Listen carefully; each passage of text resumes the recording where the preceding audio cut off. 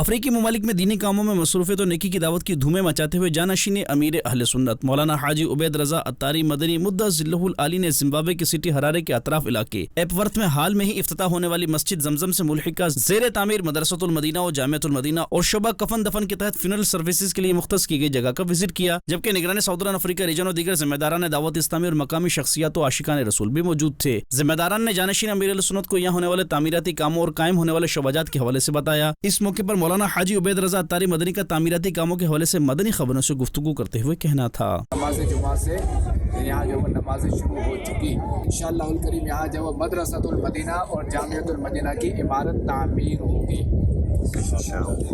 اور یہ جو جگہ ہے یہاں انشاءاللہ الکریم یہاں میت خانہ بھی بنے گا کہ جہاں میت کو غسل دیا جاتا ہے، مردہ جو نہلائے جاتے ہیں، اور اس مسجد کا نام ہے زمزم مسجد۔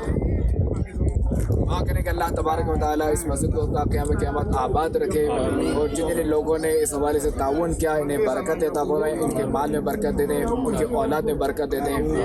اللہ تبارک و تعالیٰ ان سب کو جنت میں اعلیٰ مقام عطا فرمائے۔ اللہ تبارک و تعالیٰ دعوت اسلامی کو دن کی 8ویں رات 12ویں ترقی عطا فرمائے۔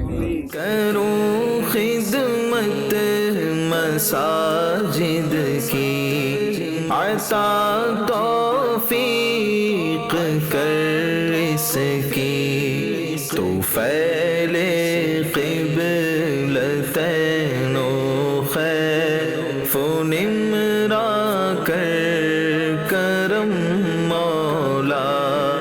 ادھر ہرارے زمبابوے میں ہی مختلف شعبۂ زندگی سے وابستہ شخصیات و عاشقان رسول کے آفیسز میں ملاقات و نیکی کی دعوت کے سلسلے بھی ہوئے، اور پھر زمبابوے کا جدول مکمل کرنے کے بعد جانشین امیر اہل سنت کی ساؤتھ افریقہ روانگی کا سلسلہ ہوا، جہاں ذمہ داران نے انہیں الوداع کیا۔ دوسری جانب ساؤتھ افریقہ کی سٹی جوہانسبرگ کے انٹرنیشنل ایئرپورٹ پر جانشین امیر اہل سنت کی تشریف آوری ہوئی۔ اس موقع پر مولانا حاجی عبید رضا اتاری مدنی نے مدنی خبروں سے گفتگو کرتے ہوئے بتایا۔ مدنی چینل کے ناظرین، عاشقان رسول، الحمدللہ الکریم میرا زمبابوے سے ساؤتھ افریقہ پہنچنا ہوا ہے۔